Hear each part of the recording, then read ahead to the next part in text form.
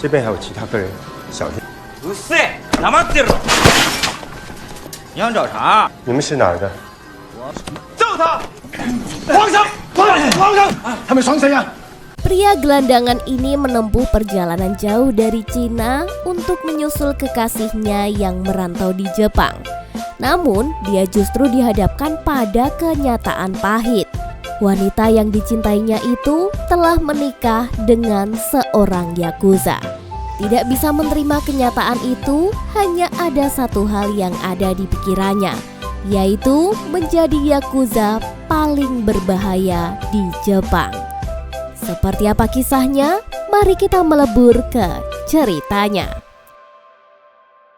Film diawali dengan memperlihatkan kapal yang membawa banyak imigran legal dari Cina. Kapal itu mendarat di Shinjuku, Jepang. Mereka langsung berlarian menghindari kejaran polisi pantai. Di antara para imigran itu ada seorang pria bernama Tieto, atau yang juga dijuluki dengan Steelhead. Dia datang ke Jepang bukan untuk mencari uang, melainkan untuk menemukan kekasihnya yang hilang. Kemudian kita diajak flashback ke masa lalu Tito di Cina. Dia dulunya adalah seorang mekanik traktor yang hidup bahagia bersama kekasihnya yang bernama Xiu. Suatu hari kondisi ekonomi Cina semakin krisis. Xiu pun meminta izin untuk pergi ke Jepang dan bekerja bersama bibinya. Dia berjanji akan segera kembali setelah mengumpulkan cukup uang. Dengan berat hati, Tito pun melepaskannya pergi. Namun, setelah berbulan-bulan tanpa kabar, Tiu mendapatkan informasi bahwa bibi Xiu telah meninggal. Dan sejak saat itulah, jejak Xiu menghilang tanpa jejak. 死了？怎么会死了呢？ Kembali ke masa sekarang. Setelah berhari-hari mencari, Tito justru menemukan teman sekampungnya yang bernama Jie. Jie kemudian memperkenalkan Tito kepada komunitas kecil imigran Cina lainnya.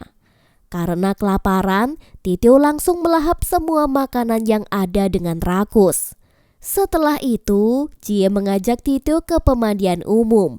Namun di sana dia malah berurusan dengan beberapa anggota Zakuza karena Tito yang terlalu berisik. Di sana Jie juga memberitahu bahwa dia sudah mencoba mencari Xiu, namun tidak pernah ada hasil. Dia meminta Tito untuk melupakannya karena mungkin saja Xiu sudah menikah dengan orang yang lebih kaya. Keesokan paginya, Jie mengajak Tito bekerja dengan cara menyogok seorang mandor. Tapi mereka malah ditipu. Pekerjaan yang dijanjikan ternyata adalah membersihkan saluran pembuangan kotoran yang sangat menjijikan. Bahkan mereka dibayar kecil. Saat sedang bekerja, tiba-tiba terjadi sebuah insiden yang membuat salah satu teman mereka terjebak dalam mesin pembuangan. Ketika petugas Jepang datang dan memanggil polisi, semua imigran lain langsung panik dan kabur. Kita berpindah ke tempat lain. Para petinggi Yakuza dari klan Tozekai sedang menghadiri pemakaman ketua mereka. Seusai acara pemakaman, akan langsung dilakukan pemilihan ketua baru. Terlihat dua kandidat kuat, yaitu Togawa dan Nakajima. Setelah pemungutan suara selesai, Nakajima berhasil menang telak. Sementara Togawa yang kalah terlihat sangat marah. Dia memerintahkan anak buahnya untuk pergi tanpa memberikan hormat pada mendiang ketua lama. Cerita berlanjut ketika seorang polisi yang dipimpin oleh Inspektur Kitano melakukan penggerbekan di tempat kerja para imigran. Kitano terpaksa turun tangan langsung dalam interogasi itu.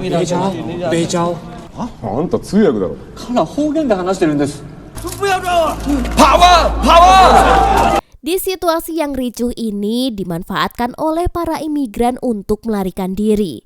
Sebagian besar dari mereka berhasil kabur, termasuk Tieto dan Jie.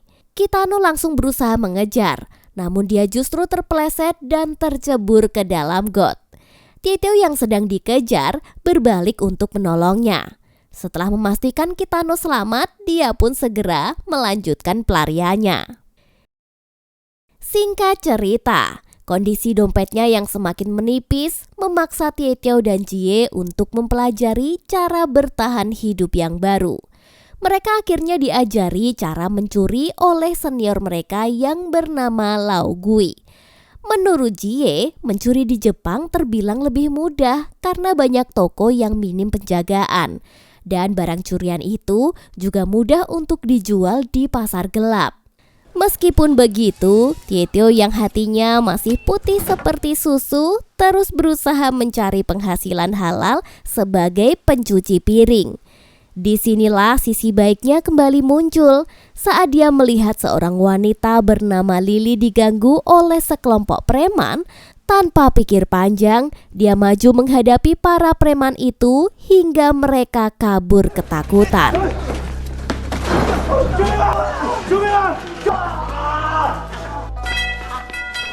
Lily pun berterima kasih karena dia sudah ditolong dan ingin memberikan uang sebagai tanda terima kasihnya. Namun, Tieto menolaknya dan mengembalikan semua uang yang diberikan. Dia menunjukkan bahwa menolong orang bukan karena seberapa besar uang yang dia terima, tapi seberapa besar hati ikhlas untuk menolong sesama. Didih. Pada malam berikutnya, saat Tieto dan Jie bekerja di bar milik Gao, mereka kedatangan tamu seorang bos Yakuza yang bernama Eguchi. Tanpa diduga, yang datang mendampingi Eguchi adalah Shushu, kekasih yang selama ini dicari Tieto. Kenyataan pahit itu terlalu sulit untuk Tieto. Shushu kini telah menjadi istri dari seorang pria paling berbahaya di Jepang. Tieto hanya bisa terdiam menatapnya. Saat rombongan itu akan pulang, tatapan mereka pun saling bertemu. Shushu tampak sangat terkejut melihatnya, namun dia juga tidak bisa berbuat apa-apa. Tatapan mereka tidak luput dari perhatian Eguchi. Hingga sesampainya di rumah, dia langsung menanyai Shushu tentang Tieto. Dengan gugup, Shushu menjelaskan bahwa Tieto hanyalah teman sekampungnya dan dia enggan menyapa karena takut membuat Eguchi malu. Eguchi mengatakan bahwa dia tidak pernah merendahkan orang lain dan tidak melarang istrinya jika ingin bertemu teman lama. Sementara itu, di tempat lain Tieto yang sakit hati melampiaskan semua emosinya dengan mabuk dan mencari pelarian sesaat.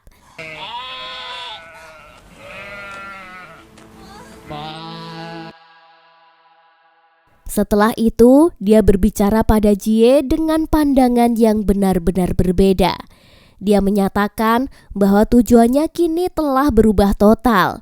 Dia akan melakukan apapun termasuk cara-cara ilegal untuk mendapatkan uang dan identitas resmi di Jepang. Keesokan harinya, Tieto mulai merealisasikan ambisi barunya itu. Dengan bantuan salah satu temannya, dia menemui seorang koneksi bernama Taibo untuk memulai bisnis kartu telepon ilegal. Dia kemudian mengajak seluruh teman serumahnya untuk kerjasama. Mereka membentuk sebuah organisasi kejahatan yang terstruktur. Tidak hanya itu, operasi mereka dengan cepat berkembang. Mereka mulai mencuri barang-barang mewah dengan menyamar sebagai turis, bahkan meretas mesin-mesin judi di wilayah geng Taiwan.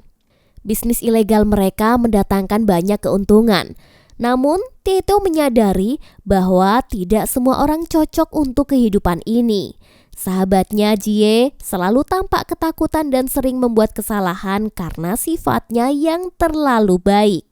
Melihat hal itu, Tieto mengambil sebagian keuntungan mereka untuk memberinya sebuah kejutan, yaitu sebuah gerobak untuk berjualan kacang kastengel bakar. Jie sangat bahagia karena itu adalah impian sederhananya sejak lama.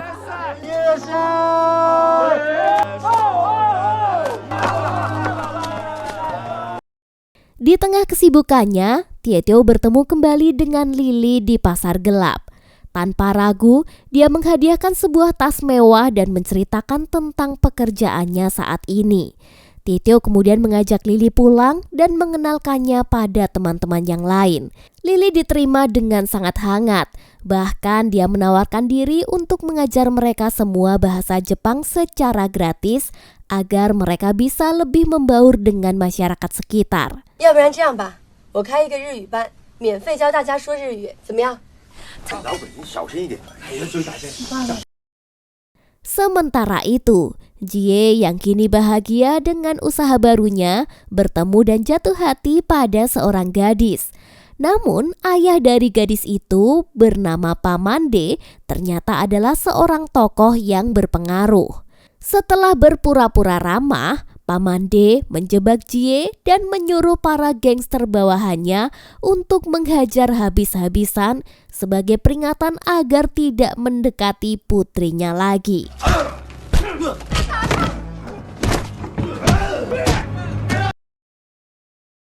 Malamnya Jie pulang dengan keadaan babak belur. Ini membuat semua orang panik. Dia menceritakan bahwa Pamande dan anak buahnya telah menyita gerobak miliknya. Tieto menjadi sangat marah dan ingin segera membalaskan dendam. Namun teman-teman menahannya, memperingatkan bahwa Pamande dilindungi oleh gangster yang kuat dan berbahaya. Mengabaikan peringatan teman-temannya, Tieto tetap nekat mendatangi markas Pamande seorang diri.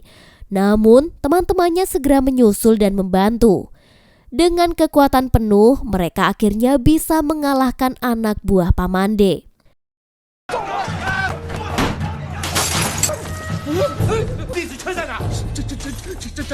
Setelah peperangan bentrok itu, Tieto mengambil kembali gerobak Jie. Namun, dia dikejutkan oleh kedatangan Inspektur Kitano. Alih-alih menangkapnya, Kitano justru berterima kasih karena Tieto pernah menyelamatkan nyawanya. Dia memberikan nomor teleponnya dan membantu Tieto pergi sebelum polisi lain tiba. Di sisi lain, pemimpin geng Taiwan yang bernama Gao menyadari mesin judinya telah diretas. Dia pun memasang jebakan agar tahu siapa yang membobol mesin judinya. Sialnya, Jie yang sedang menggantikan temannya terjebak dalam perangkap itu. Jie yang menolak untuk mengaku mengalami penyiksaan di tangan Gao hingga akhirnya salah satu tangannya dipotong. Tieto dan yang lainnya terlambat dan hanya bisa membawa Jie pulang. Gao mengancam Tieto untuk tidak lagi menginjakkan kakinya di Shinjuku. Dalam usahanya mencari celah untuk balas dendam, Tieto menyelinap masuk ke tempat Gao. Di sana, dia tidak sengaja mendengar sebuah rencana pembunuhan. Togawa, rival Yakuza Eguchi, ternyata telah menyewa Gao untuk menghabisi Eguchi dengan imbalan kekuasaan atas wilayahnya. Mendengar bahwa target mereka adalah Eguchi, Tieto melihat ada peluang untuk mendekati mantan pacarnya. Malam itu, Eguchi datang ke bar milik Gao dan langsung dijebak. Tepat saat Eguchi akan dieksekusi, Tieto muncul dan menyelamatkan nyawanya.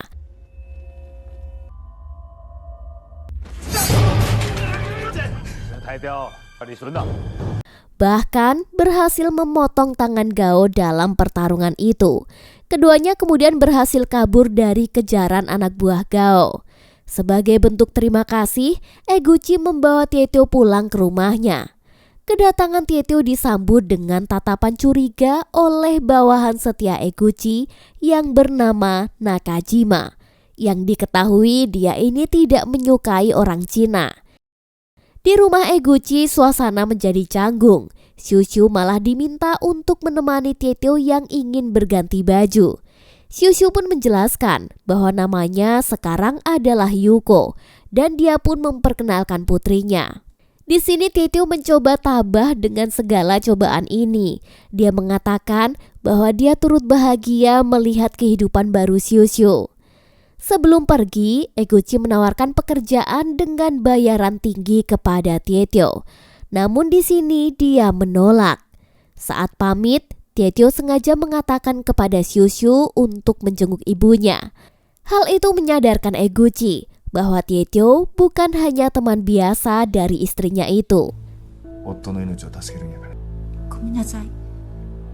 Keesokan harinya, dalam rapat petinggi Yakuza, tangan kanan Nakajima menuduh Togawa sebagai dalang dari penyerangan. Namun, Togawa dengan licik berhasil meyakinkan ketua tertinggi klan bahwa dia tidak bersalah. Karena tidak ada bukti, Eguchi justru dipermalukan dan dipaksa meminta maaf kepada Togawa.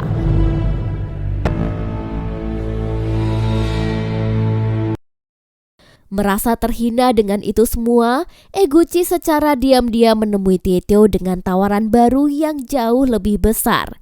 Dia meminta Tieto untuk membunuh 2 orang, yaitu Togawa dan ketua tertinggi klan.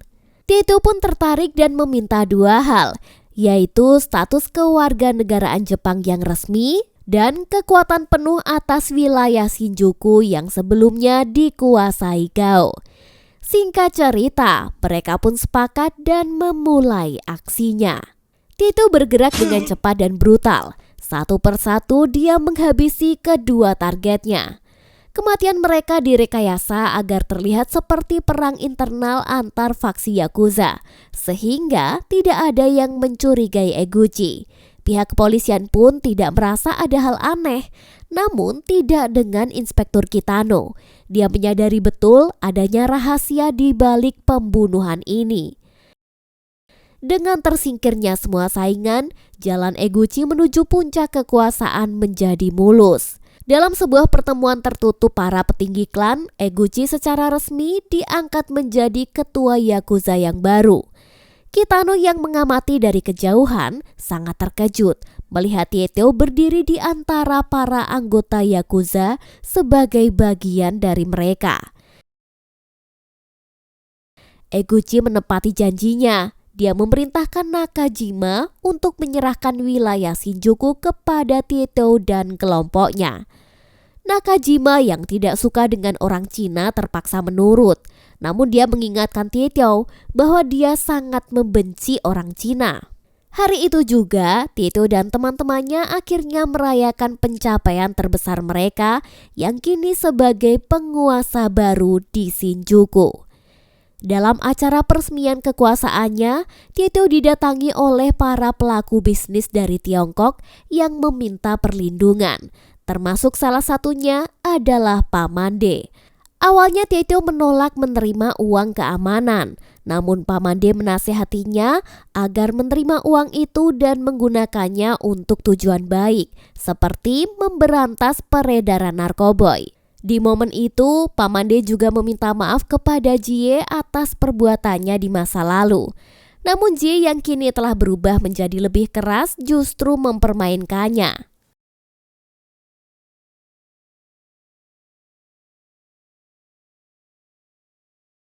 Di akhir acara, Tieto mengumumkan rencananya untuk mundur dari dunia kriminal dan memulai bisnis lain. Dia menyerahkan urusan operasional di Shinjuku kepada para tangan kanan kepercayaannya, yaitu Lau, Gui, dan juga yang lainnya. Sementara Jie ditugaskan untuk membantu para imigran baru. Beberapa waktu pun berlalu. Bisnis traktor Tieto sukses besar. Namun, dia tidak menyadari bahwa teman-teman kini telah lepas kendali. Di bawah kepemimpinan mereka, Shinjuku dibanjiri narkoboy dan kejahatan. Dia juga telah mengubah penampilannya menjadi glamor dan arogan. Sifatnya yang dulu baik hati kini telah hilang. Dia bahkan dengan brutal menganiaya kekasih-kekasihnya hanya karena cemburu yang tidak jelas. Sementara itu, para petinggi Yakuza mulai gerah dengan kekuatan geng Tiongkok yang semakin besar. Mereka bersekongkol dengan penerus klan Togawa bernama Kyohei untuk menghancurkan Eguchi dan Tieto. Yang paling parah, seluruh bawahan Eguchi yang dipimpin oleh Nakajima yang rasis diam-diam berkhianat dan memihak Kyohei untuk membuat aliansi mereka semakin besar dan berbahaya. Inspektur Kitano kemudian menemui Tieto yang tidak mengetahui semua kekacauan ini. Kitano menunjukkan bukti-bukti kejahatan yang dilakukan oleh rekan-rekannya, termasuk bisnis narkoboy mereka. dan fakta bahwa Jie selama ini bekerja sama secara rahasia dengan Eguchi. アジェっていうお前の兄弟だ。如果真的是他， Kitano juga menuduh Tieto mengenai keterlibatannya dalam pembunuhan Togawa dan ketua klan Yakuza sebelumnya. Di sini Tieto hanya terdiam, menyadari bahwa semua yang telah dia bangun kini bisa menjadi bencana besar di Shinjuku. Sebelum pergi, Inspektur Kitano mengatakan bahwa dengan informasi yang dia berikan, utang budinya kepada Tieto telah lunas. Dan hal itu juga menjadi ancaman jika dia bisa menangkap Tieto kapan saja. Malam itu Tieto mendatangi markas lamanya dan mendapati sekelompok pemuda arogan yang mengaku sebagai anggota gengnya. Saat Tieto menegur mereka, salah satu teman lamanya datang dan menjelaskan bahwa mereka semua adalah anak buah Jie yang baru didatangkan dari Tiongkok. Tak lama kemudian, Tieto melihat sendiri Jie sedang bertemu dengan Eguchi dan bertanya kebenaran yang dikatakan oleh Inspektur Kitano. Keesokan harinya, Lily mengajak Tieto untuk meninggalkan Jepang bersamanya. Namun, Tieto menolak karena merasa bertanggung jawab atas teman-temannya yang terjebak dalam kehidupan dunia gelap. Dia kemudian bertemu dengan Kitano dan mengungkapkan rencananya untuk menyerahkan bukti agar bisa memenjarakan Eguchi. Lily yang mendengarkan hal itu menjadi sangat marah. Dia menuduh Tieto melakukan semua ini hanya demi merebut Shushu kembali, tanpa memikirkan perasaannya yang sudah jatuh hati dengan Tieto.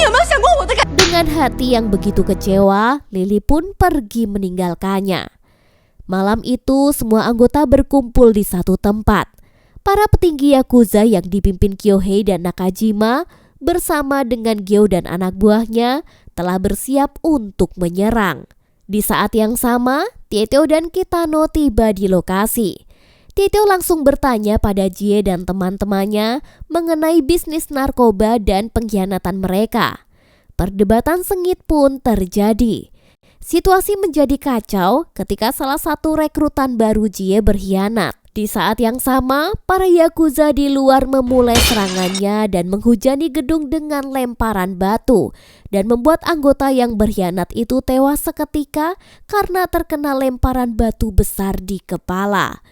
Para Yakuza kemudian menyerbu masuk ke dalam gedung. Jie yang sesaat sebelumnya bersikap sombong langsung kehilangan nyali saat berhadapan dengan Gao dan terbirit-birit melarikan diri. Di tengah pertarungan, Eguchi yang bersembunyi berhasil mematikan aliran listrik dan membuat seisi gedung menjadi gelap gulita. Dia mencoba memanfaatkan kesempatan itu untuk kabur lewat jendela. Namun di bawah, Nakajima ternyata telah menunggunya. Dalam keadaan sekarat, Eguchi menyerahkan sebuah flash disk berisi semua data kejahatan Yakuza kepada Tieto sebelum akhirnya tewas. Pertarungan pun kembali pecah. Dai, salah satu teman Tieto, tewas di tangan Gao. Dipenuhi amarah, Tieto meraih sebatang bambu hias yang tajam dan langsung menusuk Gao hingga tewas. Setelah itu, Kitano dan Tieto berhasil menahan laju para Yakuza dan kabur melalui tangga darurat. Sesampainya di bawah, mereka diselamatkan oleh pasukan polisi yang baru tiba. Namun karena situasi yang kacau itu, Tieto berhasil menghilang dari pandangan Kitano. Singkatnya, Tieto pergi ke rumah lamanya. Di sana, dia menemukan Jie yang sudah dalam kondisi sekarat akibat luka tusuknya. Dengan nafas yang terengah-engah, Jie mengakui bahwa dia memang tidak pernah punya nyali yang besar untuk hidup selama ini dan akhirnya meninggal dunia di hadapan sahabatnya. Setelah semua tragedi itu, Tieto menghubungi Shushu. Dia menceritakan semua yang telah terjadi dan memintanya untuk segera berkemas bersama putrinya. Tieto berjanji akan menunggu mereka di stasiun Okubo untuk melarikan diri bersama.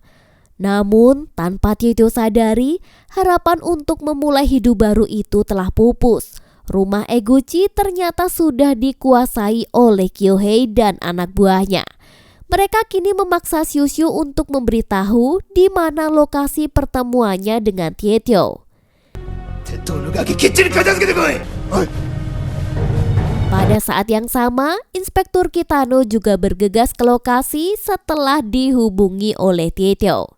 Di stasiun itu, Nakajima berhasil menemukan Tieto dan langsung mengejarnya. Tieto berusaha lari sekuat tenaga, namun dia akhirnya terkepung oleh para Yakuza. Tepat saat itulah Kitano tiba di lokasi.